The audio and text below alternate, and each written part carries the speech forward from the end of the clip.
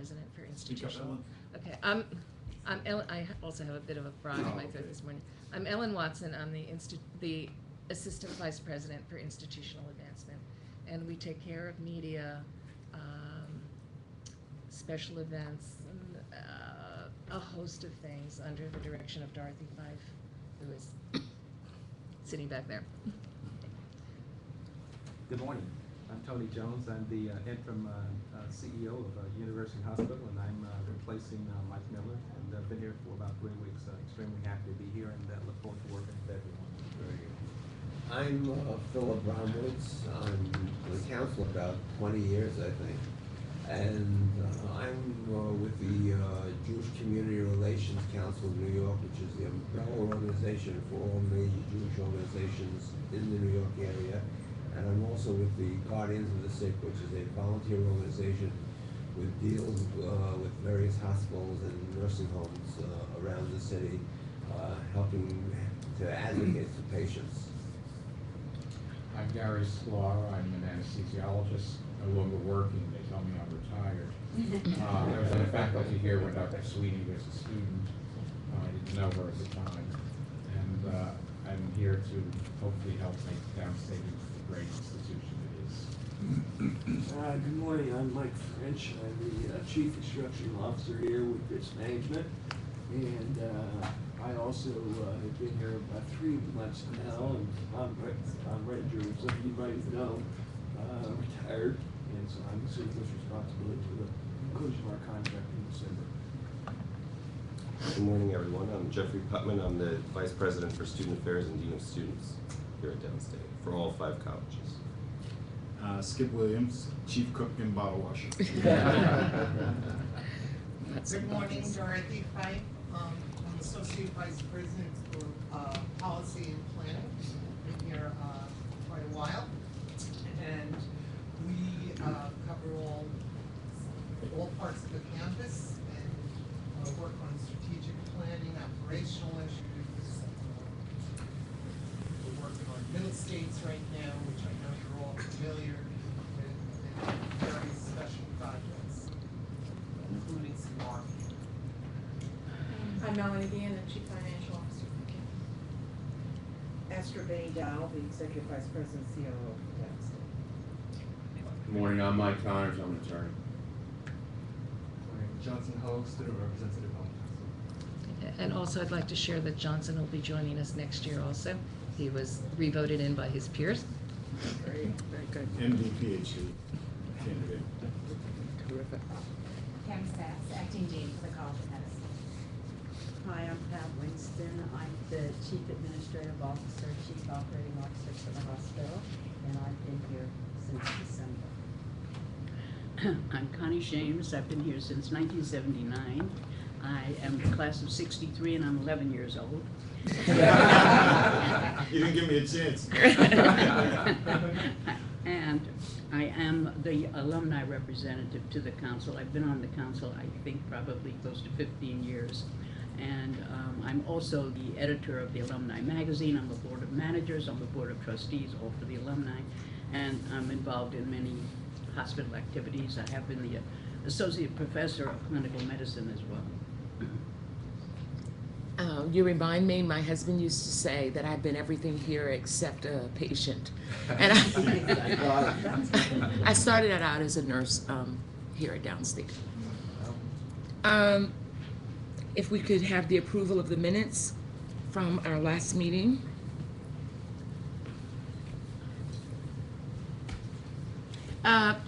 Is Dr. Watson on the phone? Watson, I'm not sure if that's, let me check because I'll be able to. We have one council member who was going to join us by phone, and I just, hello? Doesn't sound as though he's Doesn't on. sound as if he's on. If he comes on, we'll stop for a minute. Let me just email out the, what's going on. Could we get a approval of the minutes from our last meeting? Second? Thank you. If there are no objections, we will move on to our next agenda item, our president. Thank Dr. you Williams. very much, Dr. Sweeney. We have a lot of activity going on in the medical center right now. First of all, you will be among the first to know that we have concluded our search for the Dean for the College of Medicine, and Dr. Carlos Pato will be joining us from the University of Southern California.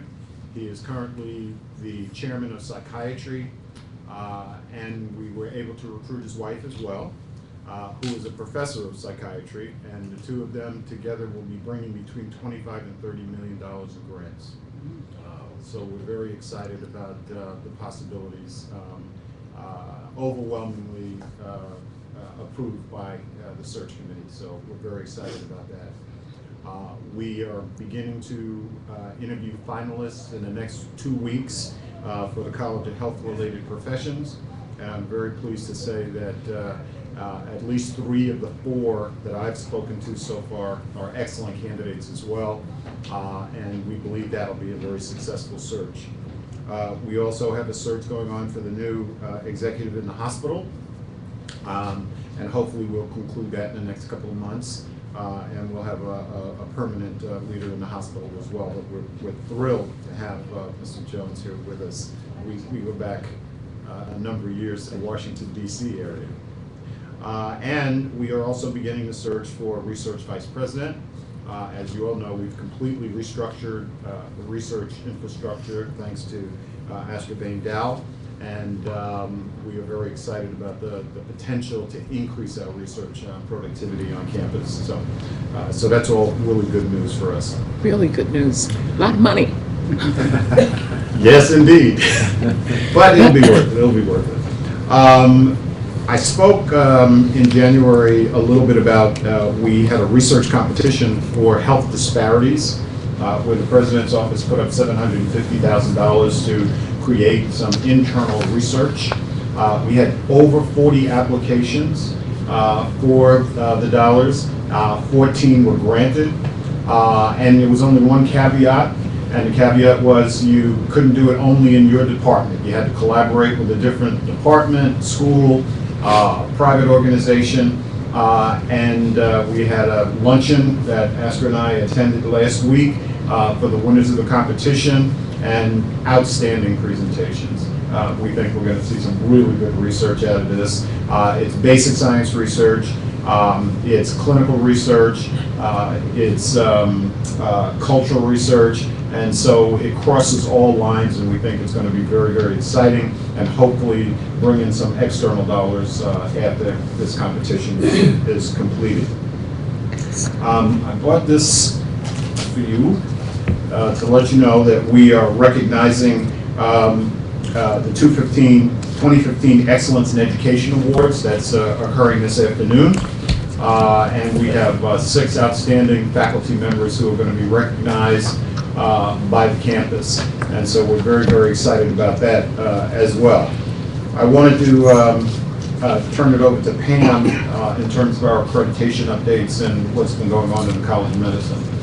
I'll continue the riff on good news, which is that we had a limited site visit from the LCME, which is our major accreditation board, and it went very well.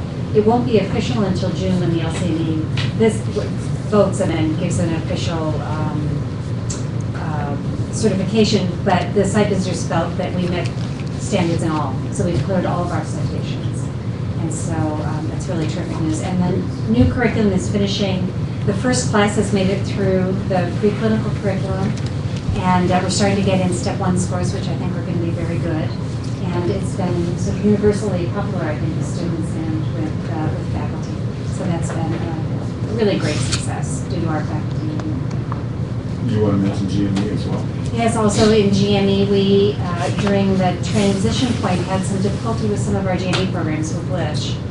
And over this past year have had successful GME visits. So orthopedics has gone from probation to being on warning, which is an improvement. And they're continuing to do what they need to do to go toward full accreditation. In fact, they have 3 verbal acceptances for 3 new faculty members, because during the Lidge period, we lost 6 orthopedic surgeons.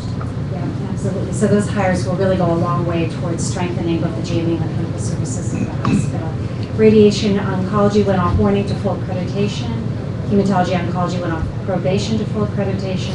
Internal medicine went off warning to full accreditation. And we're waiting news from radiology and family medicine.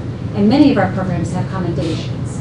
So this has been a really terrific year for Jamie, due to a lot of the leadership of our DIO, Steve Downstate, who's really done a terrific job. Thank you. The other thing I'll mention, because we talked about a little bit in January, is the relationship with Kings County. Since we are partners with Health and Hospitals Corporation in the Medicaid waiver money, we have established a very strong relationship with Kings County now. We have the leadership of HHC working directly with us. Pam and I have had meetings now with Kings County. We are looking at how we can work closer and better together, how we can do group purchasing together. And so this is a whole new era for us, and we believe it's going to be extremely positive in the future. And the Kings County leadership has just been absolutely wonderful. And we've enjoyed that relationship, and hopefully it'll get closer and closer. We are still in the process of the district Medicaid waiver money, which was just announced. A number of institutions felt that they were shorted, if you will, we being one, and we're all appealing to see if we can't get additional dollars to come in. But overall, Madam Chair, the institution is in good shape, and all of the educational programs are accredited. And nursing, of course, with commendation. They didn't have a single citation during their site visit, and so we are feeling pretty good about the institution and where we're going. With good reason. If we could stop the meeting here, we could all go home feeling really good, like what is there to do? But we have some other agenda items which we will go through. Okay. Thank you, Dr. Williams. Dr. Putnam. Yes. So as you know, and I did pass around a packet of materials, back in October, the governor came before the Board of Trustees and requested they pass a series of policies to help prevent and address sexual violence on SUNY campuses. As many of you know, those policies have now also been extended to CUNY, and the governor is making a push to extend these policies to all institutions of higher learning in New York State. The policies were then sent to a task force, a SUNY-wide task force, which developed criteria under which we had to follow to pass a certain number of policies, all of which are, and I'll go through this packet with you. A number of these policies, which are highlighted in here, have to be approved by this council because they relate to disciplinary procedures. And disciplinary procedures are under the purview for approval of this council. So if you want, I will go through the packet and explain each of these to you, and then answer any questions you may have as we go through these, and then would ask the council to approve these policies effective this summer. The first of these policies is affirmative consent. Affirmative consent is a change from the old no means no for sexual violence to yes means yes, meaning you have to get someone to affirmatively consent before engaging in sexual activity, and being drunk or inebriated or under the influence in any way means that you can't give affirmative consent. This is a standard definition that has been adopted for all of SUNY. It's one of the pieces that you have to approve, that each college has to approve, but they've asked that this wording be the same for all 64 campuses, but that is the wording there of affirmative consent. The second part here is a policy for alcohol and or drug use amnesty in sexual violence cases, which says basically if you come forward and you were drunk and underage, let's say hypothetically, or you were under the influence of a controlled substance, that we agree if you come forward and report that you were sexually assaulted, we're not then going to turn around and prosecute you for having been drunk or under the influence. The one change that we made to the required wording which SUNY and our counsel's office has approved, is listed here at the end, that students involved in clinical activities, this does not apply if you're involved in a clinical activity, that we still would have to do something if you said you were, let's say, doing a rotation in University Hospital, had taken something, and then ended up in a sexual activity. You wouldn't then be able to use that as an excuse for having been under the influence while you were in a clinical situation. So there is an exception built into this, specifically for us and for the other hospitals, the other health science centers, I'm sorry. Campus climate assessment is something that's already required by Title IX of the U.S. Department of Education. This is what SUNY has decided, and what this policy states here, excuse me, is that all SUNY campuses will adopt a common campus climate assessment so that we can benchmark ourselves against each other. The one caveat that is built into this policy is that the U.S. Department of Education has also said that they plan to develop a national campus climate assessment, and obviously if there's a national one, there won't be a need for a SUNY one, so it will supersede this policy. The next piece is the Sexual Assault Survivor Bill of Rights. This Bill of Rights is again the same for all 64 SUNY campuses, with the exception that the resources that are listed on the next page, on page 4, are specific to Brooklyn. And so each campus puts in their own local resources, but the Bill of Rights themselves are the same for each campus. The Sexual Violence Response Policy, which starts on page 4, reviews how to report, what happens when you do report, how you file a criminal complaint versus a local complaint with the college, what happens when the accused is an employee, is listed there in page 5, and your ability to, as a victim, withdraw your complaint at any time. The resources which are available to you in section 2 on page 6. You'll see in item 3 there are 2 specific bullets that are highlighted. Those are because they refer to part of the disciplinary policy, so you have to approve those. One is that we have the ability to issue a no contact order between 2 students, and what that no contact order can be. That's basically similar to an order of protection, but without requiring us to go to the court to get one. And also our ability, which we actually already have in our policy, but this just reaffirms it, that we have the right to interim suspend somebody who alleged perpetrator of a sexual assault, that we have the ability to interim suspend them from the campus pending a hearing, and a due process hearing.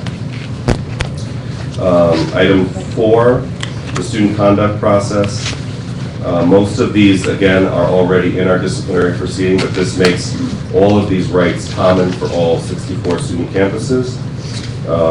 That students have the right to question each other, that the right to have it adjudicated, to exclude prior history, to have questions asked of the decision maker, through the decision makers, so that the accused and the accuser don't have to directly question each other. Many of these are already in our disciplinary policy, but this makes them common for all 64 SUNY campuses. Also, the last bullet, that the victim has the right to choose whether the results of the hearing are disclosed. That is also part of Title IX, but makes it clear for everyone. On page 8, you'll see the options for confidentially disclosing sexual violence.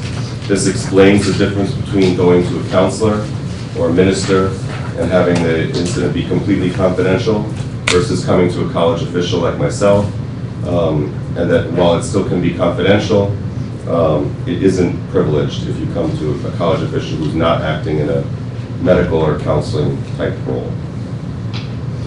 And this also lists, again, other crisis centers, hospital safe and sane programs, and other off-campus healthcare providers that students can go to if they have been the victim of a sexual assault. And it explains, again, as I said, the difference between confidentiality and privileged information, how we have to or are required to respond. And I also bring your attention on the last page, page 11. The one addition that isn't required under the SUNY policy, but which we have noticed is a part that's not in our college code of conduct, but should be, is a guest policy.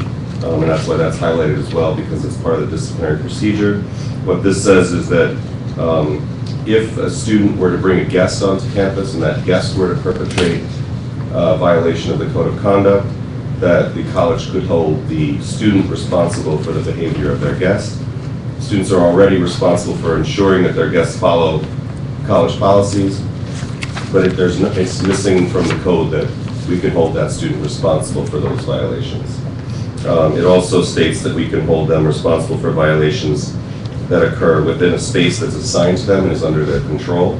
So for example, a residence hall room, if you bring a guest into your residence hall room and then you leave, and that person then does something else because you left them into the space, you can still be held responsible for what they've done in that space while you weren't there. That could also be true of a lab that's assigned to you, or another space on the campus which is assigned to you and is under your control, not just a general. We can't just hold you responsible because you know someone that's in the hallway, but it's in space that's assigned to you.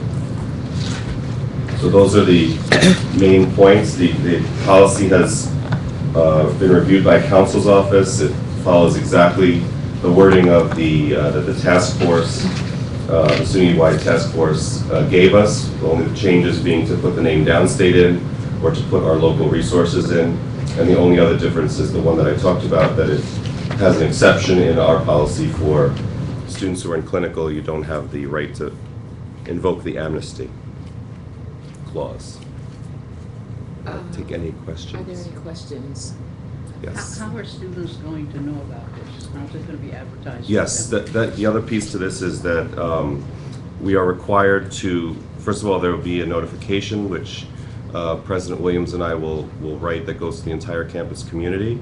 All members of the campus community are expected to abide by this policy. Most of these policies also apply to employees. The only one that doesn't is the amnesty. That only applies to students and trainees, so it would apply to residents, but not to employees. So that's the first piece of the communication plan. We're also required to make this a part of new employee orientation, new student orientation, and it specifically refers to us being required to train student leaders in these policies as well. So when you become a member of the medical school council or university council, or the Johnson being the representative to this college council, we're required to train them as well so that they can help spread the word to the members of their group, or if you're a club or organization president as well. So there'll be trainings for those specific groups of people, but also all new employees and all new students would get this training as well. Much of this, as I said, is already required by Title IX or the Violence Against Women Act. This just puts it all in one document in one place so that students have a complete picture of what rights and responsibilities that they have. What about, is it posted online? It will be, it's going in the student handbook as well, and it will be posted online on a specific website about this topic, which will be highlighted on the website. You said that it has been passed by the task force. Who else has already passed this? All of the well, not all of them have passed it. They're all in the process of passing this, but all 64 SUNY campuses have to pass this exact language. And the SUNY Board of Trustees have passed the language. And the task force was a group of SUNY campus leaders, counsel's office, university police, local police, and a number of other experts that the governor asked to bring in to help create these draft documents that have now all been approved. Any other questions from I guess I would just suggest that you ensure in your net of training that you include residents. Yeah, that residents are also would be included, yes. Do you have is there a timeline for approval? Well, By when does it have to be approved? They have asked that it be approved effective for the fall at the latest. So if the council members wanted to, we have another meeting in July. Yes. If the council members wanted to take it and read it completely before voting on it, would that be possible? It's just a question. I don't know if they It would do. be possible. We would have to put it into publication saying it was pending approval because the handbook has to go to press in order for it to be back on campus for orientation. But if you're willing to do that, then that. You feel, if everyone feels comfortable voting on it now to pass it, then we could do The it. only other thing I'll say is, part of the task force, they had 3 national experts on Title IX and violence against women in particular. If I haven't read this. Oh, I'm sorry, Dr. Slaughter, please. I want to ask you a question. You mentioned about drug use policies involving these acts of violence. What is the policy regarding diversion or theft of narcotics in the institution? the campus has a drug policy that is very clear about theft, use, or distribution of any substance which is controlled, and there's also an alcohol policy. There are probably, I think there are different caveats for employees versus students, but there's very. Regarding students, Yeah. what is the policy if one is diverting and using controlled substances that belong to the institution? It would be a very severe penalty, likely expulsion. There is only one, in fact, there's only one case that I'm aware of since I've been here since 2006. It wasn't in our hospital, it was discovered in another hospital of a student, and that student was expelled. And unfortunately, we had to expel a resident this year as well. I didn't read the resources, but are there resources available for students? Are they mentioned in the policy when they are, have been using drugs or alcohol or binge drinking or whatever they're doing? Yes. Are there resources for them? There are resources listed, and in fact, our policy already states that if you come forward to student affairs, to student life, counseling, or whomever, and say, I have a problem, I need help, there's already amnesty for that. Okay. And we will help you get the help. Now, you may have to step away and take a leave.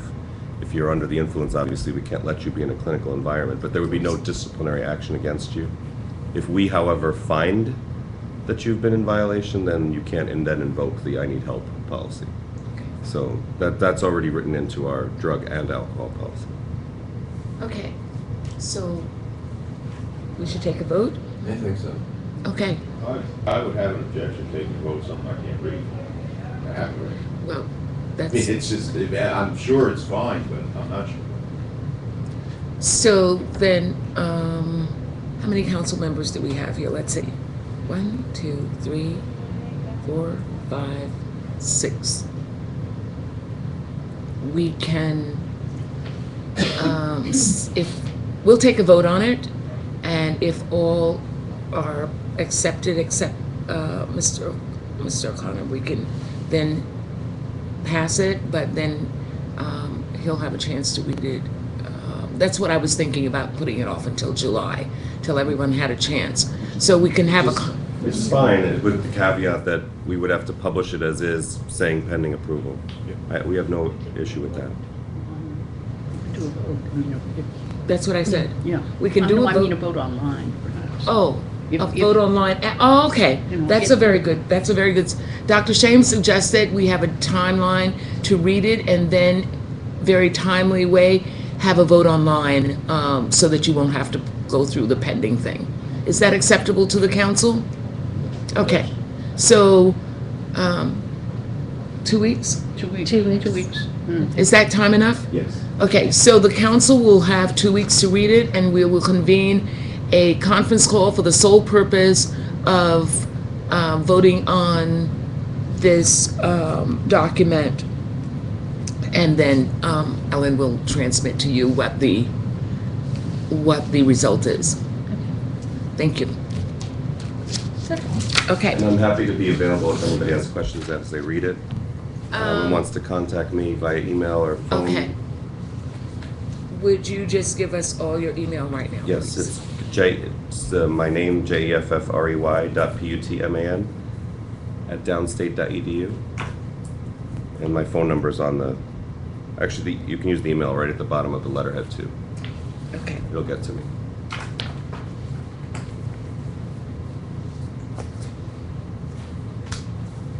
And by the time we are doing the online voting, everyone should have gotten to you, Dr. Putman, with any questions that they have, so that we can. Any questions? Have I have no vote. problem. Okay, so I just have a question. Are we gonna do online voting or a conference call and vote in the No. conference call? Conference call. Conference call, Okay, we are up to the, everybody signing with what we just did. We'll move to the next agenda item, which is introduction of hospital leadership. And that's what you're going to do.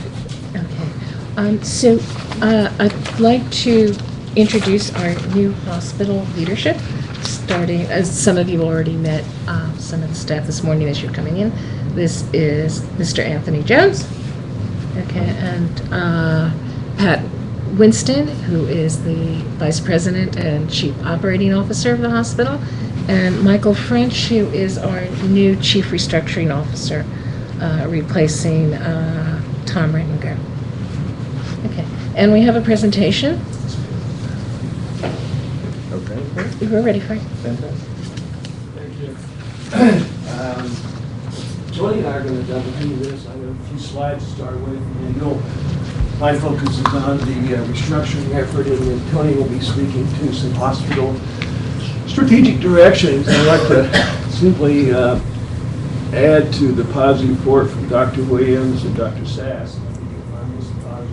Well, and please, I'm going through it. If you have any questions, stop me. I'm glad to answer them, please. What we want to do this morning is speak to the restructuring plan, which I'm sure most of you know you're familiar with. That was put in place from December 2012 and ran for a 2-year period through November 2014, give you the results of that restructuring effort. And then we have what we call, that was restructuring action plan. Well, now we have the restructuring action plan version 2 that runs from December 2014 through November 2015. Our engagement, Pitts Management Associate, runs up on December the 2nd, so RAP 2 takes us to the end of that agreement. And then Tony will be speaking about strategic directions of the University Hospital Brooklyn. The initial charge that Pitts Management had coming in looking at the restructuring plan is outlined here, and basically it was for the entire clinical enterprise, obviously focused on the hospital. And the goal was, over the 2-year period ending 11/30 of 14, was to get the hospital to a break-even financial position with appropriate state support. Of course, all of you know it's a safety net hospital in a very unusual situation in terms of most, unlike community hospitals, being an academic medical center in an environment and community that we serve throughout Brooklyn. The charge of the restructuring action plan were focused on these 4 areas, and both Tony and I have done a lot of process improvement restructuring efforts in previous slides, and this is pretty much a focus that you see happen when you bring a firm in like Pitts to address process improvement. You focus on the revenue aspect, obviously the direct expenses. I'll talk about those more in a minute. Obviously, the revenue drivers for any hospital are physician compensation, along with their productivity, and then service lines. To put all those together to develop a restructuring action plan, which we did, again, over 2 years ago now.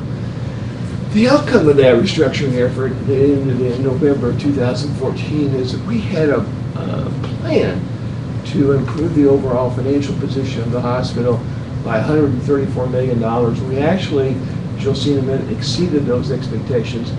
But the $134 million in financial improvements included 165 what we call action steps, work steps, plans that were focused on process improvement and staff development. And more specifically, those areas focus on the revenue, the labor productivity, supply chain, which is the purchasing aspect. We looked at all other areas of potential expense reductions, and then obviously volume growth. The old saying is you can't cut your way to success. We've focused a lot on the expense side, but the volume growth is something, particularly as you'll see in a minute, is our focus of our second iteration of our restructuring plan. The goal of that action plan was to improve the financial well-being of the institution by $134 million. Pleased to slides here. I think there's a slide missing. There's a slide. The results were that we basically improved it by $154 million. So we exceeded our goals by $20 million. And these are kind of a highlight of those results. You see the original goal in the revenue cycle was 46 million. We actually achieved almost 69 million. Labor productivity goal was 66 million, and we achieved 72 million. And you'll see some of the other smaller areas, but typically in process improvement, it's the old 80-20 rule. Revenue cycle and labor productivity is where the opportunities are, and that's the area that we focus on. But again, we improved our overall goal by $20 million for that 2-year period. So again, this was a collaborative effort. Very much would not have been achieved without the support of Dr. Williams and and Esther and all the folks in the institution, led by interim CEO and all the senior management here at the hospital. In addition to focusing on the finance, we also were charged at looking at staff development and training as well, because you can come in and make a lot of changes. That's the old saying: if you throw it against the wall and it doesn't stick, it's not going to be with you down the road, which is something that we'll talk about in a minute. It's very important in these process improvement efforts. But you'll see that we had more than 50 directors and managers participating in some formal structured educational sessions, primarily around financial issues like expense management, variance management, revenue cycle. We also did some specific one-on-one coaching with certain managers within the organization that had significant budget variances, actual to budget, in terms of their overall departmental performance. And then we also had some workshops with 80 directors talking about communication and patient satisfaction. So our effort has not been totally focused on finance. There's other areas that we spent time on as well. Concurrent with this 2-year restructuring action plan, through the efforts of SUNY and the local hospital people here, there was a 5-year sustainability plan that was developed. And SUNY wanted to be sure that whether it was 2 years or 3 years, that our PIDS folks were in here helping the hospital improve their financial performance. They wanted to be sure that when we left, that the improvements that we had put in place continued. And so a 5-year, I think it runs out through 2017, sustainability plan was developed. And against the sustainability plan, we've been more than exceeding the expectations there. You'll see we just pulled out a time frame from July to November, the last 5-6 months of our restructuring action plan. Against the sustainability plan, we basically exceeded expectations there as well. This is kind of the synopsis, if you will, proof of the bottom line, so to speak. And you can see, and this again does not include Lynch Hospital, only University Hospital. But you can see the losses, $124 million in fiscal year 12, improved to $37 million loss in 13. And in 14, we actually have an actual in the budget. You'll see our actual for 2014 was a $78 million surplus against a budget of 17. And then through January, the first 6 months of this fiscal year, we had a actual goal of $10 million, $10.6 million, and against a budget of $5 million. So we see the incredible improvement financially that the hospital has been able to achieve going back to 12, 13, 14, 15. And now we're obviously working on our 16 budget, which will be concluded here in the next month or so. And it's, again, the financial results continue going forward. So our first engagement ended in November, and request by SUNY to carry forth one more year to make sure that the improvements were sticking, sustainability plan was continuing to be achieved. So in addition to the $154 million that we achieved in the first 2 years, there was an additional $30 million goal that was established for the time frame of December 1st, 2014 to November 30th, if you will, 2015. And again, the goal of $30 million were again focused primarily on areas of revenue cycle, labor, expense, and volume. One of the key aspects, or key barometers, if you will, in the revenue cycle is your days of receivables. How's your outstanding receivables working? How's your cash collection? And you can see that in November 2012, we had 83 days of accounts receivable outstanding. It's been continually improving with our significant team we have here with the staff at Downstate, such that in March of 2015, we reduced that to 62 days. Our goal, 62 days, excuse me, our goal when we leave here in November will be 50 days, and 50 days is a good benchmark. Because one of the things that we've done throughout this process is pull out best practices, benchmarks in the industry for academic medical centers, and say we want to make sure that we reach those benchmarks and those best practices, and this is a big, big indicator.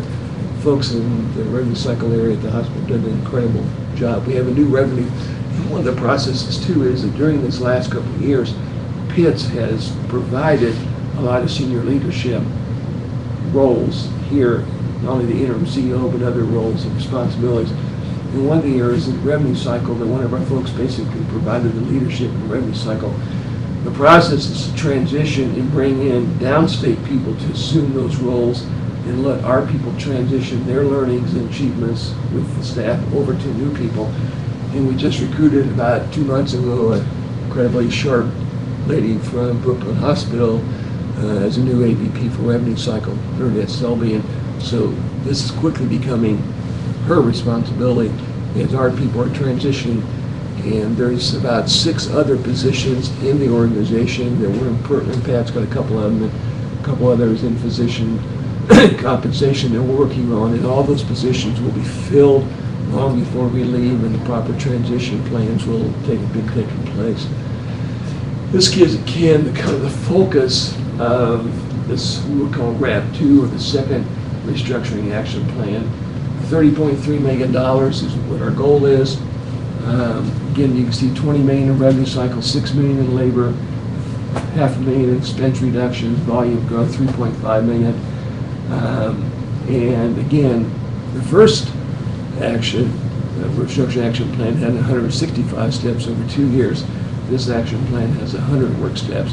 And I'm pleased to report that from December to March, we are ahead of this goal of 30.3 million. We give a monthly report to SUNY through Dr. Williams. In fact, we have a call with our folks next week at SUNY to report our results of our monthly financials and against the restructuring action plan. So we expect to exceed this $30 million like we exceeded the first restructuring action plan. Dr. Williams and Dr. Swing, I'll stop and take questions, and I'll turn it over to Tony because his orientation is different. Yes, ma'am. In the original one that you showed, the supply chain had not improved. Has that been improved in this area now? Yes, and the supply chain there, this is the goals that Pitts have been asked to address. A lot of these were decided to be assumed by the hospital, so we backed off on some of those supply chain improvements. The hospital has picked those up, and they have moved those supply chains. So I don't have the specific improvements that the hospital has achieved, but they've made significant achievements. So primarily the reason that the $6 million shortfall is that we didn't leave the supply chain. Initially we were going to, but the hospital decided to pick those up themselves, and they've made a lot of improvements. So, thank you. Anybody else? There was one slide, I think one before this or one after this, where there was a $4 million deficit. Oh, No, that's not it. I don't even remember the name of the Discussion supply slide. chain. No. Would you go a little bit? There it is. That's our Would you- budget. That's our budget for the first 6 months. We actually have budgeted for the hospital a deficit. And we actually, through January, have had a surplus. Oh, I see. So this is what you budgeted. This is what the you- actual against the budget. But Yes, against the ma'am. budgeted, okay. Yes, ma'am. Okay. Good question. Thank you. And the other thing is at one point, productivity was lagging as there were cuts being made. Productivity was lagging. Has that been corrected or stopped? Has it? Yes, productivity's improved quite a bit. I don't have the document in front of me here, but we have other benchmarks that we use for staffing per equivalent occupied bed. And we have goals for those. And we are progressing toward the best practice. We haven't achieved it yet, but significant improvement has been made in productivity. Yes, ma'am. Now, what we're also now focusing on in the second restructuring action plan is physician productivity. Such that obviously all of our physicians have teaching responsibilities, but they also have clinical responsibilities. So we're building scorecards for all the physicians against other academic medical center best practices on how many patients and what their revenue ought to be. And we've now developed those scorecards and sharing those with the chairman and the staff physicians so they can kind of see how they compare to the outside world, which is being well received. So, very good question. Nobody else, I'll turn it over to Tony.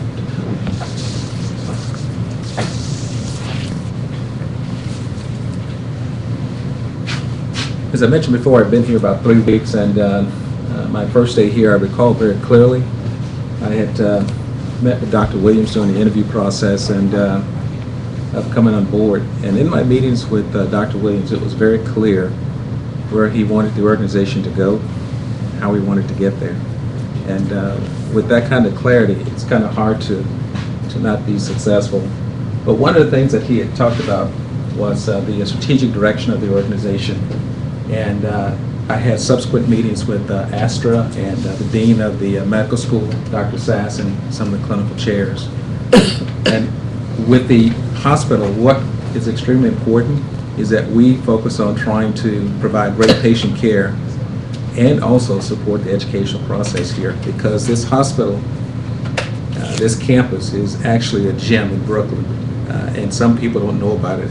And I was talking to Dr. Abramowitz just 10 minutes before the meeting, and that's what he was actually telling me as well.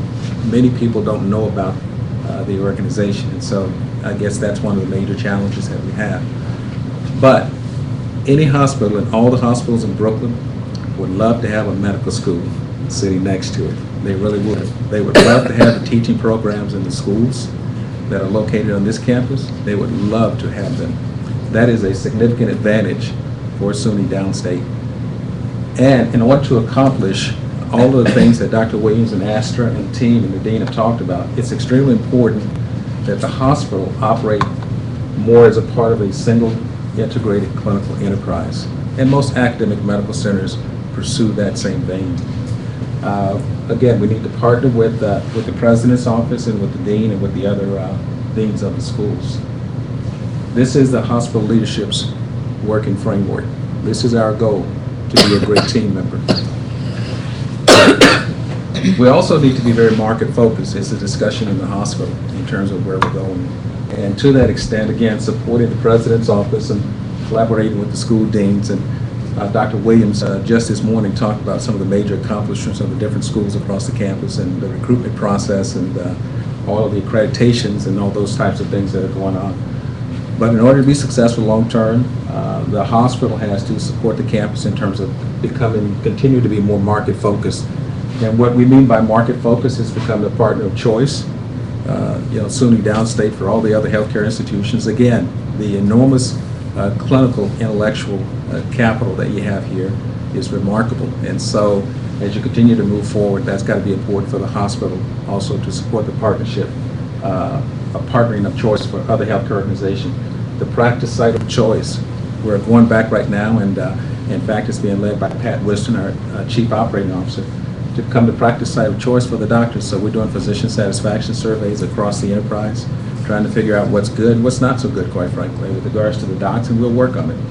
We don't expect everything to come back all rosy. Whatever's there, we'll work on it, we'll move forward. But also in terms of market focus, we want to be the employer of choice for the staff, the hospital staff. Also to be the hospital of choice, and that's what Professor Bromwitz was talking about 10 minutes before the meeting. The discussion that we had was that this has to be a hospital that people continue to know about, and we have to promote that, and we have to exploit, again, that we are an academic medical center with huge clinical enterprise here. Another thing in terms of being market focused is the educational institution of choice. The reports this morning, quite frankly, were extraordinarily impressive, even to me, and I've been around for a while. But they're impressive in terms of the accomplishments that have been made and the programs that are offered. It truly is something that can be exploited from a market standpoint as we look forward. The last thing here is to pursue population health management initiatives, looking at trying to keep the population well, healthy, and those types of things. The Healthcare Reform Act and all of that is right here in population health management initiatives. So market focus, the organization, the hospital has to be market focused as we move forward. Centers of excellence and clinical outcomes. Continue to pursue the development and enhancement of clinical centers of excellence, including cardiothoracic services, which we just hired a wonderful CT surgeon in the last month, and he's doing extremely well. We have to focus on the neurosciences, and Dr. Williams has been leading discussions with organizations related to the development of neuroscience services here, and we're supporting that effort as well. Gastrointestinal services, we need to really focus on that as well. And there's several other services that we need to go back from a service line standpoint and actually start to put the thought process and the resources behind to build those programs. My colleague Mike French had said earlier that you can't cut your way to success, which is absolutely true. You can't actually be great in a retrenchment process. It's extremely hard because eventually you'll get down to a place where you can't cut anymore. Great organizations tend to grow the business, and that's essentially what we have to do here. We have to grow the business, let people know that SUNY is here, and it's a fantastic organization to provide care and educate our students today and our future students. Teamwork and performance improvement. That is going on right now. We have teamwork, we have communication, but everything can be improved. And so as we move forward from the hospital leadership standpoint, we've got some talented people in our hospital, on our hospital administrative team, and I have every confidence in it. We need to work as a team. We need to communicate more, not only within the hospital, but across the entire campus, in supporting the strategic direction and all of the things that people are trying to get done. And I have been most excited about the discussions with the dean of the medical school and the clinical chairs, the department chairs so far. I think there is a great opportunity to continue to promote the organization. Some of the things that we're doing in order to improve teamwork, communication, and performance results is the quarterly employee forums meeting. The first one is scheduled for first week of October. I think the last time we actually had employee forums was quite a while ago, maybe even years ago. But those will occur, and that's an opportunity for the employees to come in and just simply ask anything that's on their mind, and we'll update them on the status of the organization, where we're going and what we're doing and that kind of thing. So that's important. We're also developing a clinical program development committee right here, and that's basically to actually pursue the service lines and the centers of excellence that we just mentioned on the earlier slide. The CT surgery, the neurosciences, the GI, and there are all kinds of other programs. And so we actually have a very structured process that we're about to go through in order to get there. And those meetings will occur starting the first week of June as well. And I have great confidence because we do have pretty much everything we need to be successful. We just have to execute. Facilities and Space Planning Committee. That one will start the first week of June as well. And we're pushing people just a little bit. We're kind of putting the heat there, starting with yours truly behind me, to move forward. But we need to figure out, in the hospital, essentially where we are from a space and facility standpoint, and then work with the campus. We have a great leader in terms of the facilities and the design process, the team there. So from a hospital's perspective, we want to support them, and we want to be able to give them what we call organized thoughts and ideas about the facilities and see how they can help us continue to move forward on the facilities side. The last item that we have here in terms of trying to improve teamwork, communication, and performance results is the hospital IT committee. That one will start sometime in June as well. And with that particular committee, the IT services here, which are run by John Dooley, have been fantastic since I've been on board. We do have IT systems that definitely need to be improved, so let me say that first and foremost. The campus has a lot of work to do in terms of IT, and IT is one of the most expensive endeavors you can undertake. You're talking millions and millions. But taking what we have and planning for the future, we believe that on the hospital side, we can go back and put together a steering committee to help John Dooley, our IT VP, move forward with his plans for the campus. So we're pretty excited about that as well. We even looked at the list within the hospital, and there were probably over 30, 40 projects just within the hospital that are IT-oriented that need to be prioritized, assessed, and somehow integrated into the campus plan for moving forward. People make the organization. Bricks and mortar are nice, but they don't make an organization. It's the people, it's the culture, it's the personalities, it's that drive to achieve that actually makes an organization great.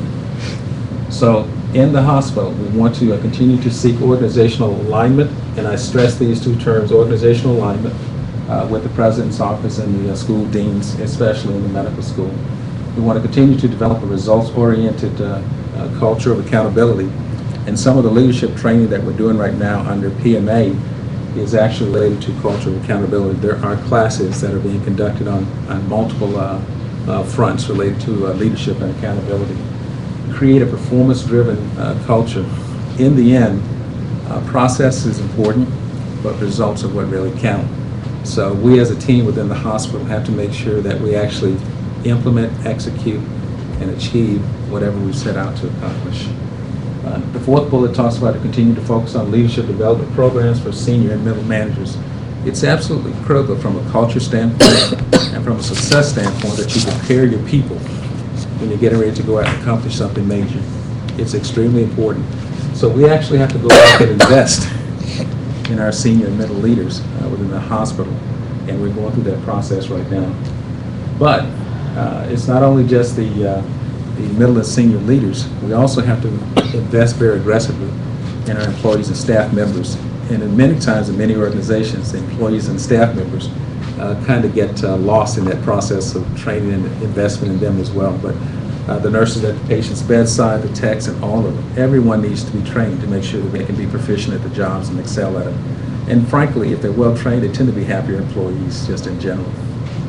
Last bullet here talks about continuing to make people make the organization is to continue ongoing improvement in financial performance in carrying out the Sustainability Act. So the old saying, success usually yields success, I strongly believe. And that's basically it. I'll be happy to take any questions that you might have. Thanks. Well, for years, we've been hearing about the fact they're going to build a building for the physicians to work in because they really don't have enough space here to really be productive. I myself have worked in the clinical area, which is always crowded, and you really can't work productively because of certain things that, you know, the room space, how the patients are brought in. Where are we in terms of building this building that they've talked about? I think that that's down the road when I say that we have not discussed that yet, at least in the hospital. But I agree with you that the work environment tends to influence the person's thought process. It will definitely influence productivity. Yes, it does. There's no question. I agree wholeheartedly. And it's not just for the docs, it's for the employees, the staff members as well. That work environment is absolutely critical. If they've got a great work environment, it makes them feel better about what they're doing. Yeah, where we are coming right now is we've met with DASNY on a couple of occasions. We have some suggestions. The question is, are we going to be able to go to the market and get bonds? And that's going to be a SUNY call for us. But we certainly have to request that. In fact, we had a call this morning, Astor and I, with the Research Foundation and the Construction Fund. So they know the plea is out there. we're keeping our fingers crossed. Any other questions I can answer? I had, we had discussed at the council meeting when Dr. Williams first got here, the need for the trainings that you're talking about. Is there a baseline to assess staff satisfaction and patient satisfaction at this point, so that at some point in the future you can do it again and say, this is the result of the training and so forth? Definitely. In fact, again, to be successful, you have to focus on the satisfaction of the physicians, the employees, and the patients. And so on the patient satisfaction side, the system that we work with across the campus is actually called Press-Gaining from a patient satisfaction standpoint. And it's actually pretty good information there. And there are action plans that have been developed so far in order to continue to improve patient care. There's something within Press-Gaining called HCAP scores, which basically, HCAP, H-C-A-P-H-S, HCAP is the acronym for it, is how they pronounce it. But that basically tells you how the patients feel about the organization and that kind of thing. We are doing what I would describe as okay in some areas and not okay in other areas. And then there are some areas where we're doing exceptionally well. But we've got to go back as a senior leadership team in the hospital, quite frankly, and make sure that we can actually get all those scores up, which means that the patients are pretty happy with this organization. That's one of our goals, is to get those HCAP scores as high as possible. On the physician side, again, led by Pat Winston, our Chief Operating Officer, we have physician satisfaction surveys that we have either developed or in the process of developing, and we'll be conducting those. And from those physician satisfaction surveys, there will be action plans developed, specific action plans to work with the docs to improve the environment. It might be the facilities that they identify in the physician satisfaction survey, but whatever is there, we will work very diligently to make sure that the environment continues to improve and get better and reach a high level in terms of comfort and that kind of thing. A perfect example is the residents. One of the biggest complaints we had was their sleep space, their lounge space, and so we spent a tremendous amount of time and energy, and the residents are pleased as they can be right now. We created brand new space for them. We got, new beds, closets, lockers, the very simple things that make life so much easier for you. And we did win a Press-Gaining Award this year for one of the most improved hospitals in terms of patient satisfaction in New York. Without a doubt. And on the employee satisfaction side, that third area, we're continuing to work there. We have some work to do, quite candidly, on the employee satisfaction side, so we readily acknowledge that. But there is no substitute for building a great work environment. If you'll recall, one of the areas that we talked about earlier was related to employees and being the employee of choice. Well, the only way you can become the employee of choice is if you actually have a great work environment. And so, and a lot of the things that it takes to have a great work environment, they're not as costly as one might think. As Dr. Williams just mentioned about with the residents, that wasn't a costly solution that actually went back and made the residents pretty satisfied in terms of the environment. So it's elbow grease more than anything else that's required. I'm sorry, and we've moved that for employees because now we're doing that within the hospital for our patients and our employees so that their work environment looks better and it looks safer. So the same thing we did for residents, we're doing for nurses' locker rooms, the nursing stations, we're working on that. We're brightening up the patient rooms. We're being consistent. Next is our signage. So we're trying to make people feel good about, number one, where I come and I'm sick, and number two, where I come to work to take care of the sick. And Pat's a nurse also. Good. Yeah. Any other questions I could answer at this point? Happy to do so. If not, thank you. Thank you very much. I think that's the only two reports we have. Yes, that's okay, fine. Well, we're doing really well with our agenda, and I'll open the floor if people have any other questions or issues they want to raise to take to the next, for the next meeting. I would like to come in and spend 10 minutes with you in your busy schedule after 3 weeks to I actually brought this up about a hospital that I visit not far from your previous area, where you walk in and the guard says good morning and smiles and are you being helped, and everybody holds the door for you and can I show you where you're going and do you need anything, and it is, I'm sorry?